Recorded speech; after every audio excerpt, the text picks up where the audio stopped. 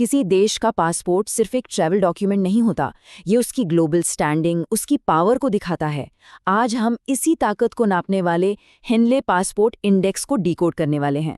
एक पासपोर्ट की ताकत सिर्फ इस बात से नहीं होती कि आप कितने देशों में घूम सकते हैं, बल्कि ये उस देश के ग्लोबल असर का भी एक इंडिकेटर है। तो सवाल ये उठता है कि 2026 में इंडिया की रैंकिंग आखिर सुधरी क्यों? चलिए इस पूरी कहानी को परत दर परत समझते हैं। तो आज हम क्या क्या देखने वाले हैं? सबसे पहले बात करेंगे इंडिया की पासपोर्ट पावर की। फिर समझेंगे कि ये हेनले इंडेक्स काम कैसे करता है।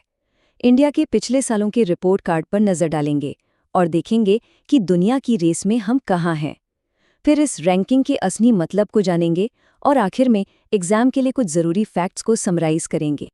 तो चलिए सबसे पहले सबसे बड़ी खबर से ही शुरू करते हैं। 2026 में भारतीय पासपोर्ट कितना ताकतवर हुआ है?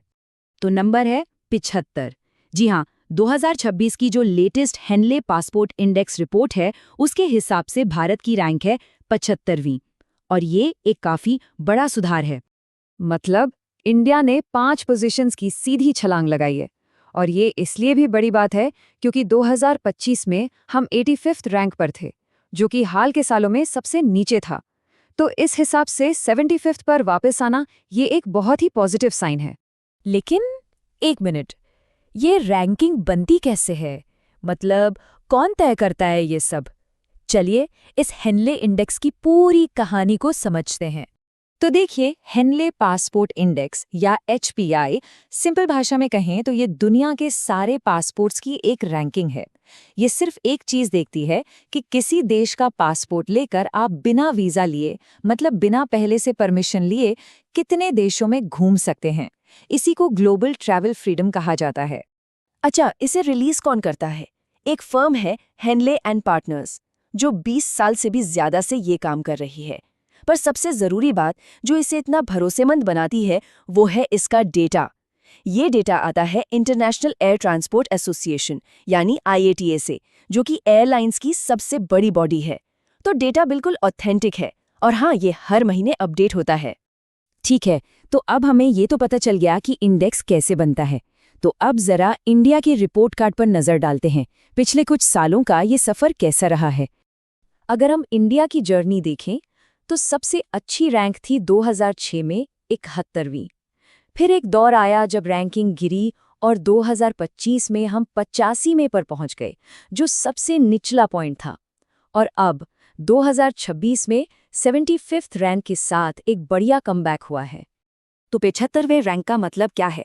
इसका मतलब है कि आज इंडियन सिटीजन्स 56 देशों में वीज़ा फ्री या वीज़ा ऑन अराइवल के साथ ट्रैवल कर सकते हैं। लेकिन यहाँ एक छोटा सा पेच है। पहले ये नंबर 58 था।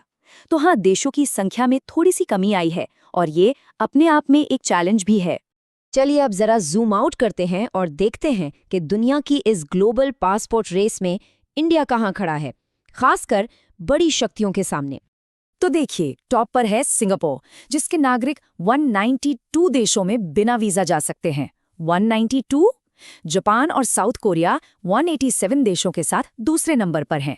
और इनके सामने जब हम इंडिया के 56 देशों को रखते हैं तो साफ दिखता है कि रास्ता अभी भी काफी लंबा है। लेकिन अगर हम अपने पड़ोस में देखें तो तस्वीर बिल्कुल अलग है। इंडिया अपने क्षेत्र में सबसे मजबूत है। हमारी रैंक 75 है, जबकि पाकिस्तान 97 पर है, जो कि फिलिस्तीन, नॉर्थ कोरिया और सोमालिया जैसे देशों के बराबर है। तो इससे ये साफ है कि रीजनल पावर के तौर पर भारतीय पासपोर्ट काफी स्ट्रांग है। ओके, तो हमने रैंकिंग देख ली, नंबर्स देख लिए, पर इन सब का असली मतलब क्या है? एक मजबूत पासपोर्ट होने से देश को और उसके नागरिकों को असल में क्या फायदा होता है? अगर आप ग्लोबल इंडिसेस और इंटरनेशनल रिलेशंस की तैयारी कर रहे हैं तो इस वीडियो को लाइक जरूर करें। देखिए, इसके कई फायदे हैं। पहला, ये ग्लोबल ट्रस्ट दिखाता है, मतलब दुनिया आप पर भरोसा करती है, आपके डिप्लोमेटिक रिश्ते मजबूत हैं। दूसरा, इससे बिजनेस करना आसान होता है, व्यापार, इन्वेस्टमेंट बढ़ता है। तीसरा, जाहिर है आम नागरिकों के लिए टूरिज्म, पढ़ाई, काम के लिए ट्रैवल करना आसान हो जाता है। और चौथा, ये देश की सॉफ्ट पावर को बढ़ाता है, कल्चर और एजुकेशन का एक्सचेंज बढ़ता है। पर क्या सब कुछ इतना ही अच्छा है? नहीं, ऐसा भी नहीं है। इंडिया के सामने अभी भी कुछ सीरियस चैलेंजेस हैं।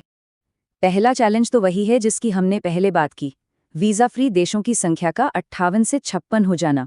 और दूसरा, शायद सबसे बड़ा चैलेंज, ये है कि अमेरिका जैसे बड़े और विकसित देशों के साथ हमारा कोई वीज़ा फ्री एग्रीमेंट नहीं है। तो आगे का रास्ता क्या है? साफ है, हमें और ज़्यादा देशों के साथ, खासकर डेवलप देशों के साथ ट्रैवल एग्रीमेंट्स करने होंगे, तभी रैंकिंग में और बड़ा उछाल आएगा।